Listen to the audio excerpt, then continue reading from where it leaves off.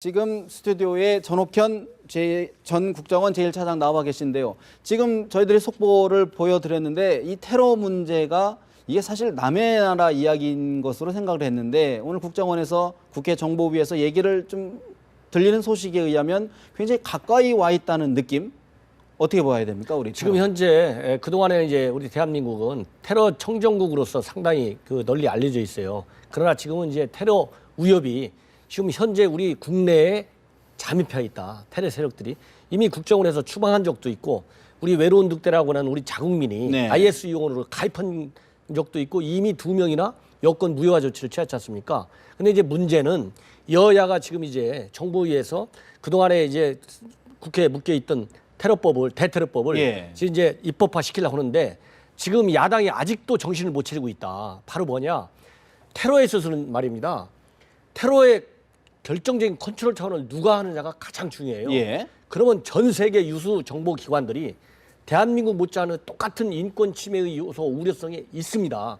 그러나 한 명의 테러범을 잡기 위해서 인권 침해를 최소화시킬 수 있도록 하기 위해서는 불가피하게도 테러 관련 정보를 가지고 있는 정보기관이 테러의 총괄 권능을 갖도록 다 입법화되어 있어요. 예방 차원에서. 예방 차원에서. 왜냐하면 테러는 사후 처리가 중요한 게 아니라 사전에 테러 징후 정보를 입수해가지고 즉각적으로 유관 부처 간의 유기적인 협조하에 또 전 세계 정보기관과의 그물망 같은 네트워크를 통해서 예방하는 데 있거든요. 이런 시스템 하에서 지금 파리 테러를 못 막았지 않습니까?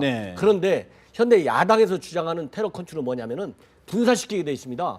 미래부에다가 일부 또 주고 또 어디에는 또 다른 부처에 주고 이렇게 갖고 산재시키게 돼 있는데 컨트롤 타워 없이 무슨 역할을 합니까? 세월호 사건 왜 났습니까? 컨트롤 타워 부재예요. 최근에 일어난 모든 사건의 핵심은 컨트롤 타워가 없는 거예요. 그리고 또 NSC가 주장하는데 모든 사건 사고에 대해서 청와대 NSC에 다 집중되어 있으면 NSC가 컴퓨터입니까?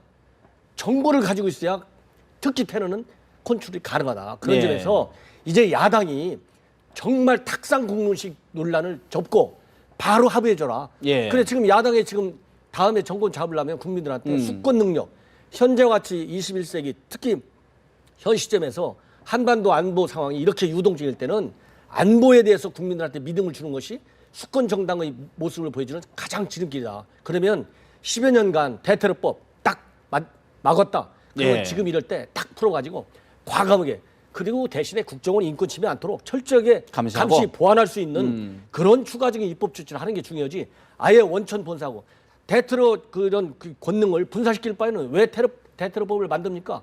차라리 만들지 말지. 그러니까 테러에 대한 이해가 부족하다 야당이 이런 말씀을 드리고 싶습니다. 사실 근데 국민님들 입장에서는 그동안 사실 이제 대테러법이 10년 넘게 계류가 돼 있고 논의가 안 됐다고 하는데 그렇다고 그러면 그동안에는 대테러 업무를 어떻게 한 것이냐. 이 대테러법이 없다 그러면 어떻게 과연 할 것이냐 이게 좀 걱정하는 분들이 오히려 있어요. 그렇습니다. 왜냐하면은 지금 대한민국의 가장 큰 문제는요. 세계에서 유일한 적어도 대한민국 정도의 국력과 국제적인 프레스티지를 갖고 있는 나라에서 대테러 법령 하나가 없는 나라는 전 세계 유일하다. 그러면 지금 말씀하신 대로 이런 테러 요인들이 우리 국내에서 폭발물질 제조하려고 자금도 잡히고 이랬음에도 불구하고 충분한 수사를 못하고 전부 추방시키는데 불과하지 않습니까? 왜냐?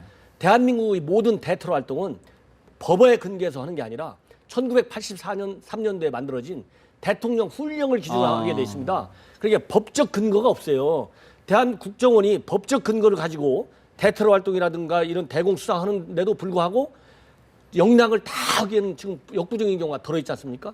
그런데 이런 대테러 관련 법시 없이 훈령은 사후 조치 중심으로 돼 있어요. 이게 83년도면 30년 전 아닙니까? 그렇죠. 30년 전에는 9.11 테러 나기 20년 전입니다. 그렇기 때문에 이 훈령이 현재 오늘 같은 테러가 고도로 발달돼 지금 테러는 오프라인의 이런 시설물 테러가 아니라 또 시설물 중에서 하드 타겟이 아니라 소프트 타겟이잖아요. 민간인들이 많이 모이는. 그리고 테러의 기술이 지금 IS와 같이 디지털 테러 활동, SNS 활동을 통해서 세계 젊은이들 유혹하고 이 테러 환경 자체가 80년대 훈령하고 또 다릅니다. 그렇기 때문에 우리 국정원이 이런 테러 잠재 요인들을 잡고 우리 자생적인 테러 요원들이 국내에 있음에도 불구하고 입법 조치가 미비하기 때문에 강력한 수사력과 강력한 정보를 가지고 수사할 수도 없고 조사할 수도 없어요. 내사할 수도 없고. 왜? 자칫 잘못이면 외국인이라 하더라도 인권을 보호해야 그렇죠. 되지 않습니까? 근데 법이 없으니까 훈령만 가니까 사전 예방을 못하는 겁니다. 그러니까 그냥 추방시킬 수밖에 없는 거예요. 지금부터라도 예. 지금부터라도 법적인 어떤 토대 근거를 마련해서 체계적으로 대테러를 방지해 나가야 된다 그런 말씀이신 거죠? 그렇습니다.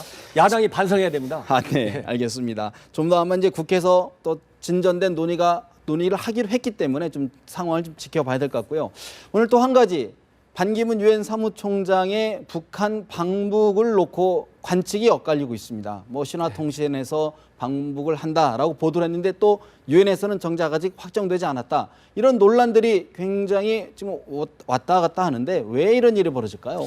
그 제가 보기에는 이제 방북 그 보도를 최초로 우리 연합뉴스가 특정 보도를 해가지고 이게 언론에 알려졌는데 유엔 차원에서 좀 더 이제 공식력 있는 입장을 밝혀가지고 우리 국내에서의 어떤 이 혼란을 예. 최소화시킬 필요도 있지만은 국제사회에 대해서도 왜냐하면 유엔 사무총장은 전 국제사회, 전 유엔 회원국이 다 관심을 갖고 있거든요. 동정에 대해서. 특히 방북은 김정은이라고 하는 아주 특수한 지도자를 만나기 때문에 모든 관심이 집중돼 있습니다. 그렇기 때문에 자초 지정에 대해서 예. 자초 지정에 대해서 공개할 수 있는 범위 내에서 좀 더 충분한 백그라운드 설명이 필요하다. 왜냐하면 특히 우리 국내에서는 반기문 유엔 상종의 사무총장의 대망론과 연계시키기 때문에 굉장히 민감한 사실을 이 사항이거든요. 그렇기 때문에 혼란이 없어야 될 것 같고 네. 제가 추측건대는 최초의 연합뉴스에서 보도했을 때 유엔 대변인이 뭐라고 보도했느냐. 반기문 총장은 언제든지 한반도에서의 평화와 안정 그리고 대화에 관심을 가지고 있고 방북 문제를 포함해서 이러한 유엔 사무총장으로서의 직능 수행에 필요하다면 건설적인 역할을 하고 싶고 이것은 늘상 있는 일이다 이렇게 해왔어요. 예. 그렇기 때문에 현재 방북이 굉장히 진지하게 논의되고 있는 것만은 사실 가능성이 굉장히 크다. 농후하다. 네. 다만 세부 방북 일정 조절 예를 들자면 의제라든가 네. 또 아니면은 특히 북한은 특수한 집단 아니겠습니까?